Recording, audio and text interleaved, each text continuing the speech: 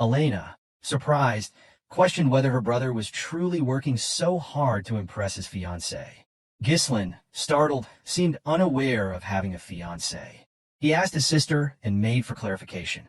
Belinda, amused, urged him to stop pretending and assured him there was no need to feign ignorance out of embarrassment. Elena then reminded Ghislain that they were referring to Amelia from the Rayfold County. Hearing the county's name, Ghislain's expression darkened. He recalled Amelia Rayfold vividly, likening her to a spider. Amelia Rayfold, a noble admired for her kindness and selfless actions, had won the unwavering support of her territory's people. However, in time, she would incite a rebellion and gain notoriety as the Witch of the North, aligning with the Delphine Duchy to deal a decisive blow to Perdium's downfall. Ghislain viewed her as a traitor. A faint smile crossed his face as he asked Belinda when their father was expected to return. Belinda informed him that the Lord would arrive in a week. Ghislain determined that this time frame was sufficient. Rising from his seat, he announced his intention to visit Rayfold County. Belinda, surprised, pointed out that it was not yet Amelia's birthday and asked about the reason for his visit. Ghislain revealed that he intended to secure funds from the county. The narrative transitions to a beautiful noblewoman placing her shoes on the ground. The woman, adorned with a spider near her mouth and striking red eyes, was revealed to be Amelia. She handed her shoes to a ragged girl nearby. The child, overwhelmed, struggled to believe that Amelia was gifting her the shoes. Amelia remarked that she alone deserved to walk barefoot on the land. Turning to her soldiers, she instructed them to provide food and shelter to the surrounding people. Her men immediately set about distributing provisions, leaving the crowd astonished. As Amelia departed, the people expressed their gratitude for her kindness. The scene shifts again, now to Amelia's garden at the Rayfold Manor. A man knelt, cleaning Amelia's feet. This man, Bernarf, served as Amelia's escort knight. While stroking a cat on the table, Amelia recounted her father's insistence on absolute obedience from the people of their territory. She observed that the common folk would follow anyone who kept them warm and fed.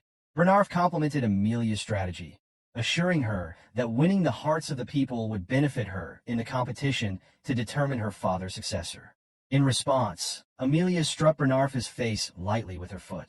She then demanded an update on the duel involving the finest swordsman of the North. Bernarf apologized and explained that he had avoided participating to prevent drawing undue attention, reasoning that such attention could disrupt their plans. Bernarf reminded Amelia that the time had not yet come for her to reveal her claws. He kissed her feet, pledging his blade to her service. Amelia, with a calm yet commanding demeanor, reminded her knight that he was naturally her blade, as she had invested a great deal into his development. Lifting his head, she leaned closer, her expression darkening. With an intimidating tone, she warned Bernarf that weakness was unacceptable. Letting go of him, she shifted the conversation and inquired about the status of the merchants. Bernarf reassured Amelia that there was no need to worry about the Arctia merchants. He explained that their guild was purchasing all the materials needed for the reconstruction of the Forest of Beasts outpost, recently destroyed in an orc attack on Perdium. Furthermore, he detailed how they were recovering the annual support funds sent by Count Rayfold to Perdium. Bernarf also revealed their ongoing recruitment of soldiers and knights leaving Perdium. These men, well trained from battles against the barbarian tribes, were considered excellent additions to their forces. Amelia commended Bernarf's efforts, cautioning him to ensure that the guild maintained the appearance of an ordinary merchant operation. She emphasized the importance of keeping their true intentions concealed until their strength was fully amassed. While they spoke, a steward entered the garden, prompting Bernarf to rise and confront him. In a stern voice, he demanded to know who had allowed the interruption. The steward, unfazed, explained that news had arrived from the gate. Ghislain had come to visit. Amelia, surprised by this revelation, questioned the steward about the purpose of Ghislain's visit. The man relayed that Ghislain claimed to have matters to discuss concerning their merchant guild. Both Amelia and Bernarf were startled by this unexpected development. The scene transitioned to the visitor's room, where Amelia entered and took a seat. Across from her sat Ghislain, dressed in a rough coat and holding a small flower. Ghislain greeted her cordially, but Amelia expressed her disapproval of his unannounced visit. She chided him for his lack of etiquette and manners. Smiling, Ghislain explained that he had come to present her with an early birthday gift. He placed the flower on the table, describing its pleasant fragrance and mentioning that he had acquired it from the nearby merchant guild. Ghislain added that he intended to purchase flowers from this guild moving forward, revealing its name as the Arctium Merchant Guild. Amelia listened, but appeared perplexed by Ghislain's remarks. Rising from her seat, she claimed not to understand his point and dismissed herself, stating that she would leave now that she had received his gift. However, as she turned to depart, Ghislain, his gaze cold and unyielding, asked her to sit back down. The energy radiating from him startled Amelia.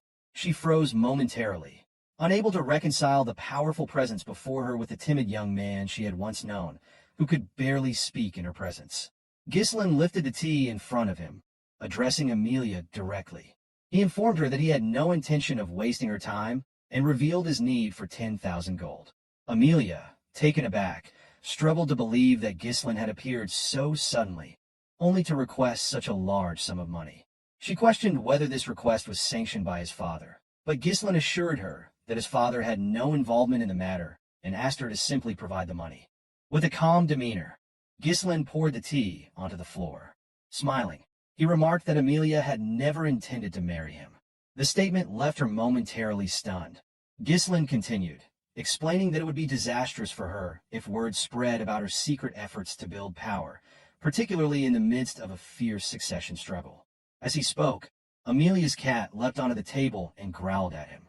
Amelia dismissed his remarks as a poor joke, but Ghislain assured her that her secret was safe with him, for now.